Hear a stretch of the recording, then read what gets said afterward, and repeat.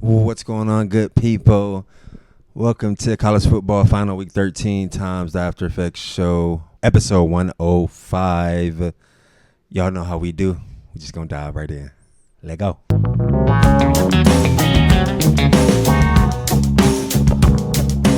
So for the 12 p.m. slot, we had a top 22 matchup. 22 Missouri was at 8 Oklahoma. I really thought this was a defensive game, but Oklahoma was able to pull out with the win 17-6. Quarterback John Mateer went 14 for 30, 173 yards, 2 touchdowns. Like I've been saying the last few weeks, John Mateer's numbers are never super sexy or explosive, but he's able to continue to pull out wins for Oklahoma, right? Wide receiver Isaiah Santegna had 3 receptions for 109 yards and 1 touchdown. So pretty much all explosive plays, averaging about 35 to 38 yards per catch. So very good game for him. On the other side, Missouri quarterback Bo Pribula went 20 for 36, 231 yards, but he had 2 interceptions.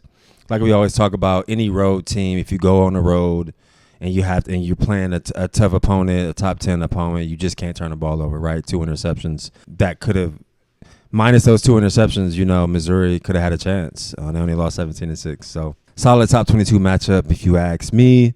Next game we got on the docket is number 1 Ohio State hosted Rutgers. They won 42-9. Ohio State continues to slaughter people as they prepare for the big game, as we used to say in Ohio State versus Michigan coming up this Saturday.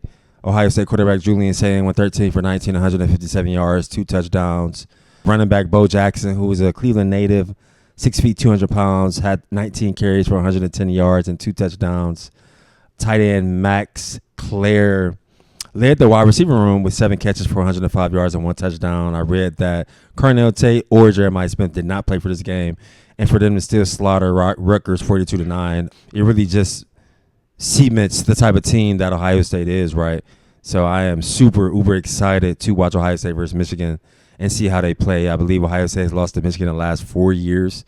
The defending national champs, and they've been the number 1 team this entire season. So super excited for that game. Me growing up in Ohio and then playing football at the University of Iowa, I'm a Big Ten guy through and through. I really just want to see a good game. But growing up in the state of Ohio, man, being there for 18 years, I got to say go Bucks. Got to say it. The next game on the docket, 3:30 game, was number 15 USC and number 7 Oregon. Oregon was able to pull out with the win, 42-27. I really thought this was a competitive game in the first half. Oregon was up 28-14, but USC was moving the ball and kind of doing some things that they wanted to do on offense. So I thought that they would kind of step it up in the second half. USC quarterback Jaden Mawava went 25 for 43, 306 yards, 3 touchdowns, but unfortunately had 2 interceptions. Oregon's quarterback on the other side, Dante Moore, went 22 for 30, 257 yards, 2 touchdowns, and 1 interception. Oregon running back Noah Whittington had a big game, 19 carries for 104 yards, 1 touchdown. And on the other side, USC's wide receiver Tannick Hines had 6 catches for 141 yards and 1 touchdown, so he had a really explosive day in the air. Like I said earlier, I really thought this game was evenly matched, but Oregon was just able to play more physical in the second half from what I can see, causing turnovers and stopping USC on second and third downs. So I really just, if you watch the game, you could tell Oregon kind of just turned it up in the second half and was able to pull away. Kind of, they won by 15, but it felt like more, right? And then lastly, what game? 7:30 game. This was a game. So I plan to report on the Tennessee at Florida game, thinking that would be a closer game, but Tennessee massacred Florida down in the swamp. But the most interesting 7:30 game is we got to talk about Pittsburgh at number 16, Georgia Tech. Now, coming into this game, all Georgia Tech had to do was win this game, and they would clinch themselves a spot in the ACC championship. And it would be a lot of hype surrounding Georgia Tech and Georgia coming up here on Black Friday in a couple of days. But unfortunately, Georgia Tech did not win. Pittsburgh was able to pull out with the win 42-28. And, I watched this game, and Pittsburgh was up 28-0 in the second quarter. It just jumped out of Georgia Tech's ass, and Georgia Tech never could recover. Pitt quarterback Mason Heinschel went 20 for 27, 226 yards, 2 touchdowns. So no interceptions and only 7 incompletions. Pittsburgh's running back Jacarian Turner had 21 carries for 201 yards and 1 touchdown. So those stats are very telling. Obviously, Georgia Tech could not stop the run. 21 carries for 201 yards and 1 touchdown. I'm not sure what that average carry is, but even if you're at home, there's no way Georgia Tech you're gonna win unless you just kind of go back and forth. And it's a super high scoring game. Georgia Tech quarterback Haynes King went 27 for 41, 257 yards, 2 touchdowns, but also threw 2 interceptions. And one of those interceptions went for 6, and that's a perfect kind of segue. I thought that Georgia Tech really did try to fight back. They got the score to 28-14. They got in the red zone and going in to score to make the score 28-21. And then, unfortunately, quarterback King throws an interception in the end zone for a 100-yard pick six. So instead of making the game 21-28, the game ended up being 35-14. And at that point, being up by 21 in the latter part of the third quarter, that makes it really hard for a home team to come back. I was really rooting for Georgia Tech. I really wanted to see what that hype would be surrounding that game, Georgia Tech versus Georgia.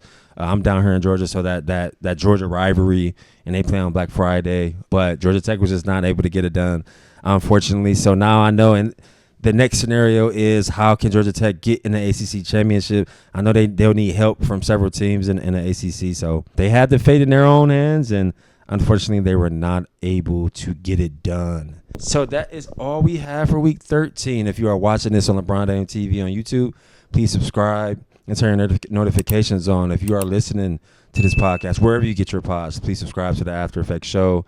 We are coming up on the end of the season, but it's been a fun season thus far, and it's going to be a great Week 14. It's going to be a great championship Saturday, and I really truly believe it's going to be a great college football playoff. So just continue to rock with us.